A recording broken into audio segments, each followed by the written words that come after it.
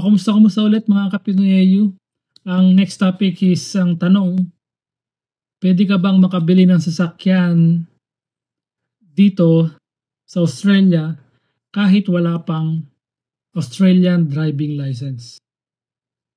So ang sagot is pwede. Pwede. Paano? So kailangan mo pa rin ng yung overseas license mo, yung Philippine license natin, and then passport natin, yan, importante dan. Tapos yung visa copy natin. So, hindi siya kaparehas ng process ng meron ka ng Australian driving license. Kasi, driving license ka na sa Australia, pwede na siya online lang yung transfer ng registration. Pag bumili ka, bayad lang, then transfer na online. So, we tried that.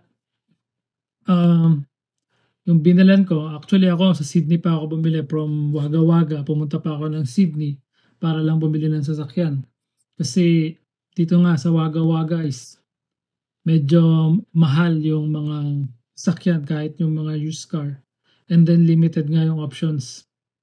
And I think yung mga used car nila dito is nanggagaling din sa Sydney. So anyway, yun nga. Sa Sydney pa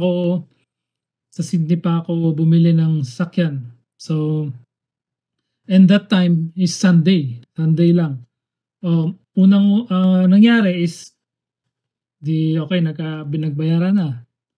Ang nangyari is, tinry niya i-transfer online using my Philippine license. Meron kasi dun syempre, yung information ng nagbebenta, and information ko. And then yung sa driving license nga, in-input niya yung license ko, which is hindi siya nagpwede. So, paano na? Ang layo niya, 5 hours drive pa siya. 5 hours drive yung Sydney papunta dito sa Wagga Wagga.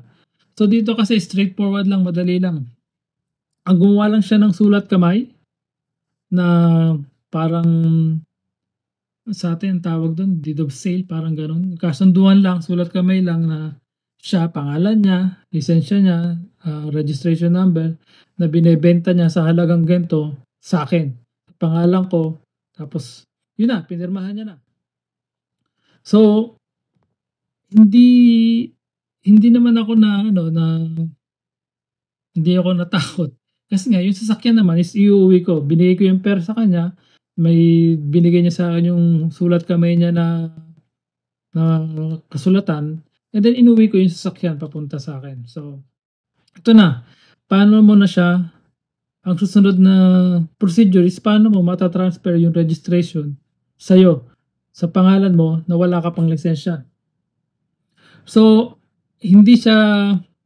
sabi ko nga, hindi siya pwede online. Ang gagawin mo is punta ka sa service NSW or RTA.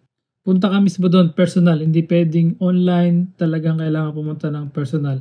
And reminder, dali ng Philippine license, yung original passport.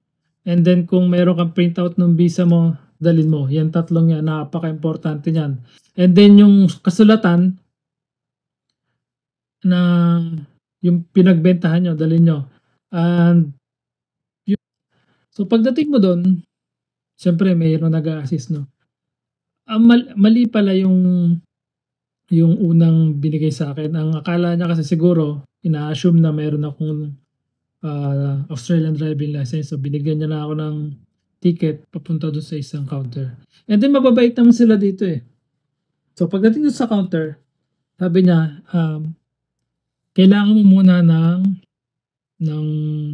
customer number. Yun ang pagkakaiba. Pag wala kang lisensya, kailangan pumunta sa services NSW para makakuha ka ng customer number. And then yung customer number na to, ang magiging driving license number mo kapag kumuha ka na ng lisensya. So yun yung pinaka license mo, yung number na yun. So ganito ang nangyari. Meron na akong customer number, tinignan na yung papel ko. Tapos may problema yung sulat kamay nga na meron pala silang standard form doon na binigay sa akin. May mga chassis number, Yung same detail din pero chassis number tapos kailangan nga may pirma. Paano ko gagawin yun, di ba? Nasa Sydney nga siya tapos ako dito sa Wagga Wagga.